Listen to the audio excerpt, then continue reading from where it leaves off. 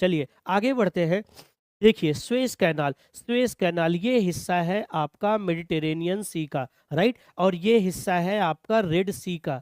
Okay, red सी को कौन connect कर रहा है? Suez canal. 1869 में इसको ओपन किया गया, 1869 में इसको खोला गया, और स्वेज कैनाल के खुलने की वजह से जो ट्रेड रूट था इंडिया का यूरोप के साथ, वो बहुत कन्वीनियंट हो गया। अगर हम बात करें कि क्लास 12 के एग्जाम में आपसे किस तरह के क्वेश्चंस पूछे जाएंगे, तो सबसे प्रोमिनेंट बात, सबसे इंपॉर्टेंट बात आप ये याद रखिएगा कि स्वेज कैनाल किसको कनेक्ट करता है? रेड सी को मेडिटेरेनियन सी से, राइट। स्वेज कैनाल किसको कनेक्ट करता है? रेड सी को मेडिटेरेनियन सी से। ओके, चलिए उसके बाद आपका राइन वाटरवेज के बारे में बताया गया। एम्स्टर्डम, एम्स्टर्डम से ले करके ये आपका ज्यूरिक तक जो है, जो जर्मनी का ज्यूरिक है, बेसेल, मैनहाइम, ओके, उसके बाद कोल्बनेज, कोलोग्ने, इन सबको कनेक्ट करता है, राइट। एम्स्टर्डम से लेकर के ज्यूरिक तक को कनेक्ट करता है। ये दो पॉइंट याद रखिएगा।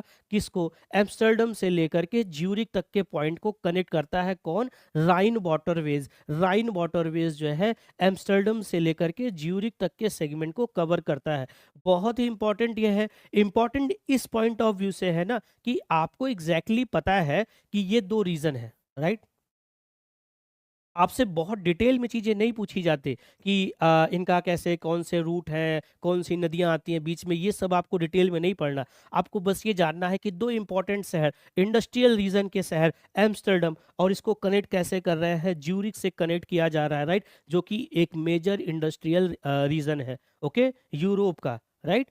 उसके बाद दोस्तों हम लोग आगे बढ़ते हैं। देखिए पनामा कैनाल के बारे में। पनामा कैनाल कैसे जो है कनेक्ट कर रही है गेटुल लॉक्स को, गेटुल लॉक्स को जो है कनेक्ट कर रही है पनामा कैनाल। और इसमें जो सेगमेंट है ना, ये कैसे अटलांटिक ओशियन को कैरेबियन सी से, और उसके बाद Caribbean sea, sorry Pacific ocean को कैरेबियन सी से, और उसके बाद अटलांटिक ओशियन तक ये कनेक्शन प्रोवाइड करता है। ओके, पनामा लेक जो है वो सिचुएशन प्रोवाइड करता है। अब जो बड़े जहाज हैं वो अब लिफ्ट कैनाल को यूज करके ऊपर की तरफ आकर के इस रूट से जो है इजिली ट्रांसफर हो सकते हैं। अगर नहीं होता, अगर ये हम पनामा कैनाल नहीं बनाते, तो आप देखिए यहाँ पर ये जो मेजर रीजन है, अगर पनामा कैनाल ना होता तो यहाँ से अगर किसी को जाना है, यहाँ से किसी को जाना है तो पूरे साउथ अमेरिका कॉन्टिनेंट को पार करके, ओके, और जो रास्ते में आपको विंड मिलेंगी, ट्रेड विंड मिलेंगी, जो रास्ते में अड़चन खड़ी करेंगी, उसकी प्रॉब्लम को झेलते हुए आपको यहाँ तक पहुँचना पड़ेगा, राइट।